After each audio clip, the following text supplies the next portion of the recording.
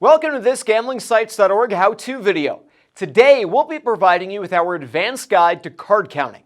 We recommend that you begin by watching our intermediate video entitled An Introduction to Counting Cards before continuing on with this video. You can find that on our YouTube channel or on the intermediate Blackjack page of gamblingsites.org. That video goes over basic examples to give you some of the concepts behind card counting, as well as a first, more basic card counting strategy. In no jurisdiction of the world that our writers could find is counting cards illegal. Counting cards is just thinking about the game that you're playing. So how could that be illegal? And no, it's not considered cheating either. However, the moment you begin to use a device to help you with your count, you're breaking the law. With a little practice, it's not that hard to keep count mentally, so there's no reason to resort to such a method anyway. Casinos don't like it, and most of them are well within their rights to bar you from playing if they suspect you of counting cards, or for no reason whatsoever, but you won't be arrested for it. In our previous video on counting cards, we introduced you to the Ace-5 system.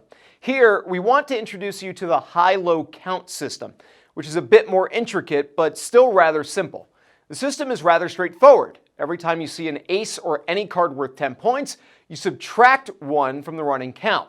Every time you see a 2, 3, 4, 5, or 6, you add 1 to the running count.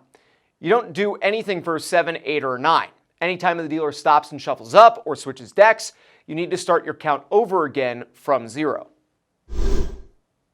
That will give you a running count.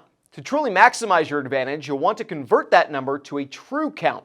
A true count takes into account the number of decks in play in order to eliminate the dilutive effect of having so many decks of cards in play.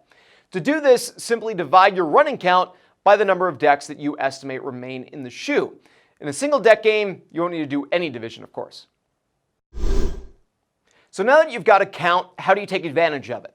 Most players just multiply their minimum bet by the true count number to get the amount to wager.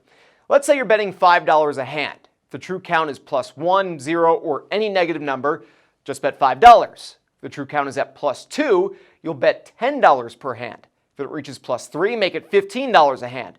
It's up to you how much you want to press and when, but you have a mathematical edge on the casino the higher the count goes. If you stand to win more when the count is in your favor, it'll be better to offset any losses when the count is against you. Obviously, you can't just watch this video or read an article and know how to count cards successfully. You do, after all, have to be able to do it without the casino taking notice. So, you'll need to practice. You should start with a single deck of cards sitting at your kitchen table.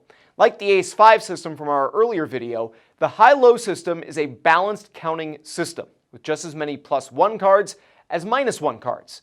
So if you're counting through a deck like this, you should always end up with 0 when the deck is finished. Once you can count through a single deck accurately, start timing yourself and cut your time in half. Then start dealing cards 2 at a time and trying to find the point value of the cards as a pair. Again, when you have that down, try and speed things up. Finally, ramp up the distractions. Turn the TV on and the sound way up. Mix in the radio or music from your phone to really make things challenging. Your goal is to be able to count cards so quickly, accurately, and silently that it requires no effort, and you can do so without looking like you're concentrating especially hard. The easiest way to avoid detection is to not spend a lot of time in any one place. Don't play at the same casino too frequently and change up the time of day between visits. You don't want to always be playing with the exact same dealers on the exact same shifts on the exact same day. Set yourself a time limit of an hour or less for any given table. No matter how well you've been doing, move on before they can catch on. Don't deviate from basic strategy too much either. Playing like a smart player isn't suspicious, but shifting your play style based on the count could draw unwanted attention. If you think you're being watched, get up and leave. And don't forget to tip the dealer occasionally. Counters are notorious for not tipping, and tipping is just the right thing to do anyway.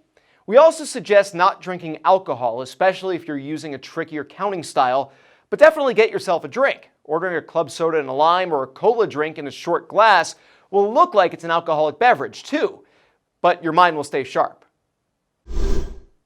There are a number of additional systems that we break down for you on our website, including options that are both balanced and unbalanced, as well as single level and multi-level.